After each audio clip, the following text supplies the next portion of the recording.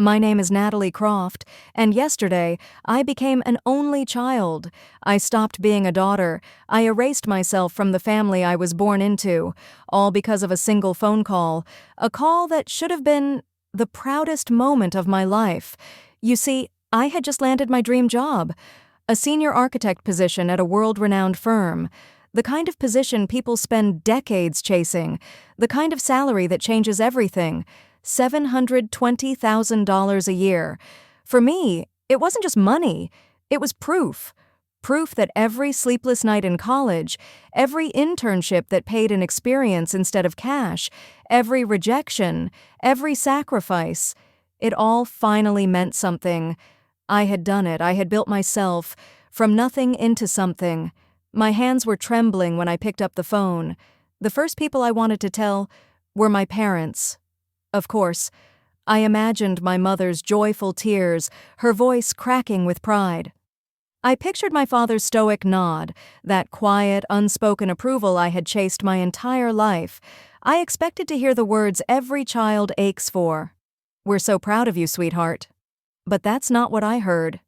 Instead, my mother's voice came through the line. Calm, calculated, like she'd been waiting for this moment. She didn't even let me finish explaining the offer. "Natalie, that's wonderful news," she said, but her tone was flat, devoid of warmth. "Your father and I have already discussed it. This changes things for the entire family. We'll need 50% of your monthly net. For us, for the house, for everything we've provided." At first, I thought I had misheard. I froze. The silence in my chest louder than her words. 50%? Before I could even process it, she kept going. "And your brother, his new business venture needs capital. He'll require 30%. No excuses, Natalie. This is how it has to be. 80%. They were demanding 80% of my life's work, 80% of the salary I hadn't even collected yet, 80% of the dream I had spent years breaking myself to reach. It was like they weren't hearing me as their daughter. I wasn't a person anymore. I was a paycheck. Then, my father's voice cut in, deep, stern, unyielding, the voice that once taught me right from wrong, now sealing my fate. "Your mother is right, sweetheart. This family has invested everything in you, your education, your opportunities. We stood by you. Now it's your turn to stand by us. You agree to this without question, or you can consider yourself no longer part of this family. The choice is yours." The choice, that's what he called it. But it wasn't a choice. It was an ultimatum, a financial hijacking. They weren't asking for support. They weren't asking for love. They were demanding tribute. And in that moment, something inside me snapped. A strange, cold calm washed over me. The lifelong conditioning, the guilt, the obligation, the fear of disappointing them. It all broke. And for the first time, I saw them for what they were. Not parents, not a family, but parasites. Parasites who had been feeding on me for years, and now, emboldened by my success, were demanding everything. I smiled. A small, private smile they couldn't see. And in the quietest, calmest voice I've ever used, I whispered back, "Of course. You're right. Family comes first. I'll take care of everything." I could almost hear their sighs of relief, the sound of victory. The golden goose was still in the cage, or so they thought. They had no idea. I was already sharpening the axe. The second I hung up, I moved. I didn't scream. I didn't cry. I didn't hesitate. I became a machine of silent severance. Because, truthfully, I had been preparing for this moment for years. I had a secret bank account, one they knew nothing about. I had moved important documents to a safety deposit box months earlier. I had even started looking at new apartments. Just dreams back then, but now, finally, within reach. And now, the time for dreaming was over. That afternoon, every automatic payment tied to their lives that flowed from my accounts, I canceled. The mortgage on the house they lived in my name, because my credit was better. Canceled. The lease payments on my father's luxury car. Canceled. The credit cards my mother used for her shopping sprees. Canceled. The allowance I sent my brother for his so-called business expenses. Gone. I drained every joint account of what was legally mine, left them only the bare minimum. Then I walked through my own apartment, the one they had keys to, and packed a single suitcase. Just the essentials, a few photos, a couple of books, my passport, everything else, the furniture they picked, the art they gifted me, the clutter of a life tied to them. I left behind. Keys on the counter, door closed behind me. No looking back. My new apartment was a high-rise condo by the ocean. I had signed the lease online a week earlier, back when this was only a fantasy. I unlocked the door, stepped into the sunlit silence, and breathed in freedom. It wasn't empty. It was full of potential, full of peace. From the balcony, I watched the waves roll in, and I knew the war had only just begun. The first call came at 6:07 the next morning. The sun was painting the horizon gold. I was already awake, sipping coffee, savoring the quiet. It was my mother. Her voice was sharp, panicked. "Natalie, the bank! The mortgage payment bounced. What is going on? You need to fix this, right now." I took a slow sip of my coffee. I let her words hang in the air. And then, without a word, I ended the call. I didn't block her. I didn't argue. I just muted her. I wanted to see how long it would take for the screaming to start. By noon that same day, my phone looked like a fireworks display. Missed calls, voicemails, text messages piling up one after another. My father's name flashing across the screen again and again. But I let every single one go to voicemail. And later, when the sun dipped low and silence filled my apartment, I played them back, one by one. Like a scientist studying the symptoms of a fascinating disease. The first message was soft, almost concerned. "Natalie, honey, your mother is upset. There must be some kind of mistake with the bank. Call me back." A mistake. That's what he thought it was. He still believed I was their safety net, that I would fix it instantly. The second message was sharper. The mask was already cracking. "Natalie, this isn't funny. My card was declined at the club. Declined. Do you have any idea how embarrassing that was? Call me. Now." The embarrassment. That was what stung him most, not the financial reality, the humiliation. The third message was different, rage barely contained, seething through his teeth. "Do you think this is a game? You are making a monumental mistake. You will not embarrass us like this. Your mother is having a breakdown. Your brother's investor meeting was today, and his company card is frozen. You owe us, Natalie. We made you. Everything you are is because of us. Without us, you are nothing." That word, owe, it echoed through my empty apartment like a ghost. I owed them my childhood. I owed them my education. I owed them for every breath, every step, every ounce of success. That was the chain they had wrapped around my neck since I was old enough to walk, and I believed it for too long. I remembered when I was 16, working all summer in the sweltering heat just to buy a new laptop for college. I saved every penny, and then one day my father borrowed it. "Just a short-term loan, sweetheart. I'll pay you back."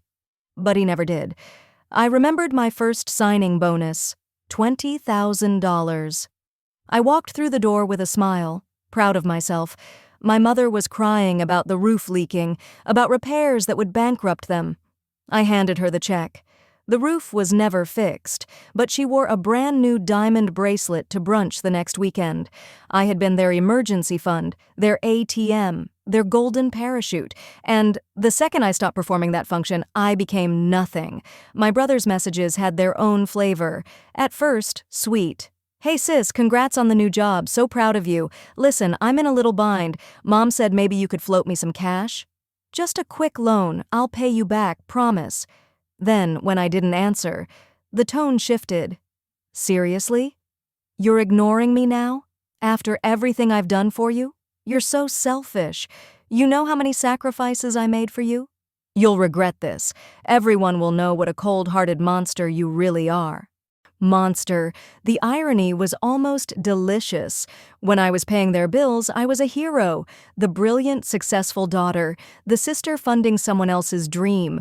But the second I stopped, I became a monster, and I realized something profound. Monsters aren't afraid. And I was done being afraid. By the third day, the scope of their collapse began to show itself. The calls weren't just from my family anymore, they were from the world they had built on my back. The manager of the country club. Miss Croft, I'm calling regarding your parents' membership. Their account is significantly past due. We'll have to suspend their privileges. The treasurer of their exclusive wine club. A gentle reminder that the annual fee for Mr. and Mrs. Croft is outstanding. The boutique where my mother had a dedicated personal shopper. We're so sorry to bother you, Ms. Croft, but the card on file for your mother has been declined several times. We have items on hold. Each voicemail was another thread pulled from the tapestry of their reputation, and I was holding the scissors. That night, my mother tried a new approach. Her voice was soft, dripping with a sweetness she hadn't used with me since I was a child.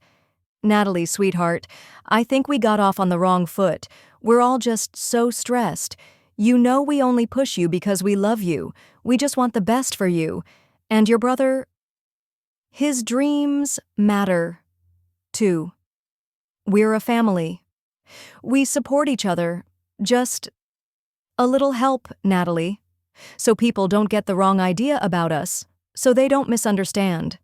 On the surface, it almost sounded reasonable, but I heard what lived beneath the honey. Raw desperation. Not for me, not for my well-being, but for their image. And that's when I did something I should have done years ago. I opened the digital folder I had been compiling in secret. A record of every sacrifice, every loan that was never repaid, every transfer, every bill, every luxury I had funded. There it was, page after page of bank statements, receipts for handbags, invoices for trips to Tuscany, payments for my brother's BMW, in my name. Scrolling through the years of financial bloodletting, I felt something shift inside me. The total was staggering. It was more than a down payment on a house. It was a life I could have had. And instead, it was gone, siphoned off into their world of empty appearances. So I made a decision, not to yell, not to fight, but to expose. I began forwarding the file, not to them, but to the sources of their shame. I sent it to the mortgage company, explaining I would no longer subsidize the account. I sent a carefully redacted summary to the credit bureaus, disputing my liability for their debts. And most importantly, I sent an anonymous email to a few key people in their social circle, the ones who loved gossip more than anything. The email contained no commentary, just the numbers, cold, undeniable numbers, the truth. The mask was beginning to crack, and by tomorrow, the entire facade would shatter into 1,000 pieces. The pinnacle of my parents' carefully curated year was always the same: the Starlight Gala, a black-tie charity event, glittering chandeliers, champagne towers, the city's elite parading their wealth under the banner of philanthropy. For my family, it was their stage. Their one night to prove to the world that they were royalty, not beggars in borrowed crowns. Every year they would make their grand entrance. My mother in gowns worth more than some people's mortgages. My father, chin high, tuxedo perfectly tailored, though often rented. My brother trailing behind them, rehearsing his swagger. and every year they pledged extravagant donations, money they didn't have, money that came from me, and every year they paraded me around like a prized possession. Our daughter Natalie, a brilliant architect, the reason we can give so generously, but this year, there was no invitation, no phone call, no text. I wasn't even a thought. And yet, I showed up. I didn't arrive through the front doors. I slipped in quietly. A simple black dress, anonymous in the sea of glitter and perfume. I stood near the back, by the open bar, cloaked in the comfort of shadows. And I watched. They arrived like clockwork. My mother, draped in a dress that looked as if it had been salvaged from a desperate clearance rack, but worn with all the pride of a queen. Her smile stretched too tight, brittle and fragile. My father, chest puffed out, scanning the room for validation, his jaw clenched just a little too hard. My brother, pretending to be busy on his phone, avoiding eye contact, hoping people still saw him as important, but something was off. The swarm of admirers now was thinner, the smiles tighter, the greetings shorter, and the whispers followed them like shadows. I caught fragments drifting across champagne bubbles. Thought Natalie usually handled their donations. Heard their credits maxed out. Such a shame. They seemed so generous. The image was cracking, and they felt it. The climax of the evening was always the same. The live auction. A moment designed for spectacle, for power, for public displays of wealth. The auctioneer took the stage, voice booming with charisma. Ladies and gentlemen, we now begin the Pledge of Hope tier, a commitment of $100,000 to fund a new pediatric oncology wing. Who will start us off? It was a script my father knew by heart. For years, he had been the first hand in the air, the hero, the benefactor, and arrogance dies hard. Almost by reflex, his hand shot up, paddle held high, a smug smile plastered on his face. The auctioneer lit up. Wonderful! We have a pledge of $100,000 from Mr. Robert Croft. A round of applause, please. The room clapped. But then something unexpected. A young assistant hurried to the stage, whispered frantically into the auctioneer's ear. The auctioneer's smile faltered, his voice dipped. My apologies. A slight administrative delay. The applause trickled into silence. All eyes shifted from the stage to my father. The assistant whispered again. The auctioneer's face darkened. He cleared his throat, microphone still live. Ladies and gentlemen, I regret to inform you, we cannot accept this pledge. Records show that previous commitments from Mr. Croft remain unpaid. Silence. Not polite silence. Not respectful silence, but the kind of silence that devours a room, a vacuum where dignity goes to die. My father's face turned from smug to confused to purple with humiliation. My mother's manicured hand flew to her mouth, eyes wide with horror. My brother sank into himself, staring at the floor like a child caught stealing candy. The whispers weren't whispers anymore. They were daggers, loud enough to cut. Unpaid? Frauds. I always wondered how they afforded it. My mother tried desperately to salvage the moment. Her voice hissed through clenched teeth, but loud enough for those nearby. It's a mistake. A bank error. Natalie will straighten it out first thing in the morning. She handles all of this. But it was too late. The performance was over. The curtain had dropped, and the audience had seen the truth. They left in disgrace. No champagne toasts, no admiring glances, just the cold stares of people who had once worshipped their facade.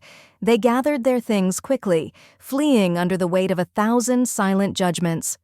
And I didn't feel triumph. I didn't feel vengeance. I felt calm. Because this wasn't revenge. This was revelation. The mask was gone. The wizards exposed as frightened, ordinary people behind a broken curtain, and I knew the final act was still waiting. The pounding on my door came just after midnight. Not a knock, not polite, but furious. 3 sharp fists, desperate, frantic. I didn't need to look. I knew who it was. Still, I glanced through the peephole, and there they were. My mother's makeup smeared into grotesque streaks of mascara, her pearls now a suffocating noose. My father, trembling, trying to gather the authority he had lost. My brother, sulking behind them, shifting like a scolded child. "Natalie!" my mother shrieked, voice cracking. "Please, open the door. You don't understand what you've done. We're losing everything, everything." I stayed silent, letting them stew in panic. My father's voice followed low, hard but broken. "Open this door. Right now. You are our daughter. This is your duty. You don't get to abandon us. You owe us." That word again, their final weapon. I turned the lock, opened the door a crack, just enough for the warm golden light from my apartment to spill into the hallway, illuminating their broken faces. They looked so small, so pitiful. I didn't shout. I didn't argue. I spoke calmly, each word like ice. "No, I don't owe you a single thing. You took everything I ever gave and buried me under debts that weren't mine. And now you have the audacity to stand here and ask for more?" I looked at them one by one. "I am not your bank. I am not your lifeline. I am not your scapegoat anymore." And then I closed the door. The deadbolt clicked into place, a sound more final than any slam. On the other side, silence, not bargaining, not screaming, just silence. And in that silence, I knew. It was over. They were broken. And I was free. By the next morning, the headlines had already begun to spread. I didn't leak anything. I didn't need to. When your entire life is built on lies, when your reputation is mortgaged on borrowed money, collapse becomes its own spectacle. Local elite couple exposed as charity frauds. Croft, family, empire of debt revealed. Architect daughter distances herself from parents' financial ruin. Each headline was another nail sealing the coffin of their facade. At the office, colleagues stopped by my desk, faces painted with a mix of pity and curiosity. "Natalie, I saw the news. Are you okay? I always wondered how they afforded that lifestyle. You must be so embarrassed." But I wasn't embarrassed. For the first time in my adult life, I felt weightless, like I'd been walking for years with chains around my ankles, and suddenly those chains had fallen away. My phone still lit up, but the tone had shifted. The demands had become please. The threats, bargaining, texts from my brother. "Natalie, please, just one payment. For Mom. I swear I'll pay you back this time. For real." Another. "Dad says he's sorry. He'll apologize. Just please, sorry." A hollow word. They weren't sorry for what they did. They were sorry they had been caught. Sorry the money had stopped flowing. That evening, they staged one last desperate performance. Not at my home, but at my office. They stood outside the gleaming glass tower, looking like ghosts against the steel and glass. My mother clung to the security gate like a prisoner. My father shouted my name to the indifferent sky. My brother tried to hide his face from the phones, filming their breakdown. I watched from the lobby, calm, silent. I made eye contact with my father through the glass, and I gave him nothing. Not anger, not pity, not recognition, just the blank look you'd give a stranger causing a disturbance. Then I turned, walked toward the elevators, each step an echo of finality. The cameras clicked, and their humiliation was immortalized. This wasn't revenge, this was inevitability, a house of cards meeting the gust of truth. But the final act was mine to deliver. That night, a letter slid under my door. The handwriting was shaky, ink blotted like it had been written through tears. It was from my father. "Natalie, we were wrong. We see that now. We have nothing left. No home. The bank is foreclosing. No credit. No dignity. Your mother can't sleep. Your brother cries all day. We are broken. If there is a shred of love left in you, meet us tomorrow. We'll explain.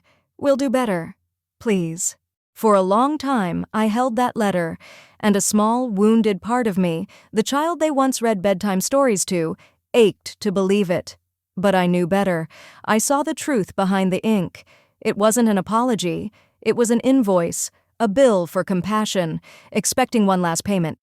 Still, I went. Not to save them, not to forgive them, but to end it. We met in a dingy diner off the highway, cracked vinyl booths, air thick with grease and burnt coffee.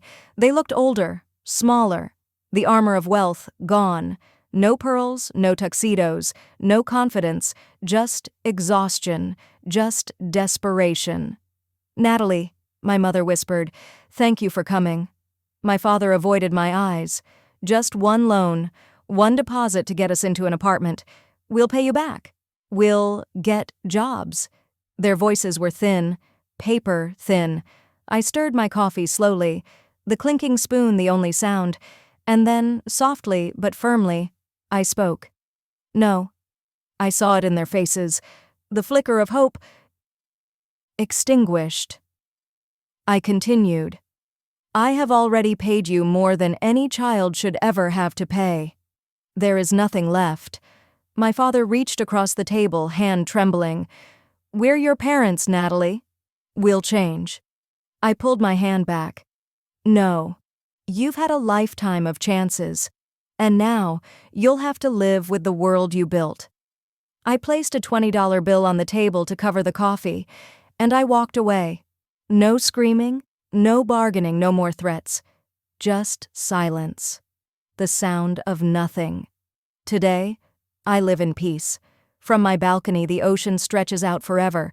The only sounds are waves and wind. No slammed doors, no angry phone calls, no voices demanding pieces of me. Just silence.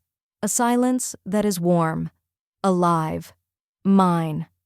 I built a new life, work that fulfills me, friends who love me for who I am, not for what I can provide, laughter that fills the nights instead of anxiety, mornings that begin with coffee and sunlight, not dread. As for my parents and my brother, I heard they live in a cramped rental now. No more charity galas. No designer labels, no whispers of admiration, only of pity. The same people who envied them now use their downfall as a cautionary tale. But me? I don't gloat. I don't need revenge, because my revenge is simpler and far more powerful. It is a life lived well, a life lived free, a life untouched by their shadows. Sometimes I think about that word they hurled at me, monster, and I smile. Because they demanded 80% of my life, and in the end, I gave them nothing, and nothing is exactly what they became. If this story resonated with you, if you've ever fought to protect your peace, hit that like button. It tells the algorithm that these stories matter, and it helps more people find the courage to walk away from what breaks them. And if you haven't already, please subscribe. There are more stories to tell. Stories of breaking free from manipulation, of overcoming betrayal, and building a life on your own terms. This is Natalie Croft. Thank you for listening. And remember, your peace is not negotiable. Protect it at all costs.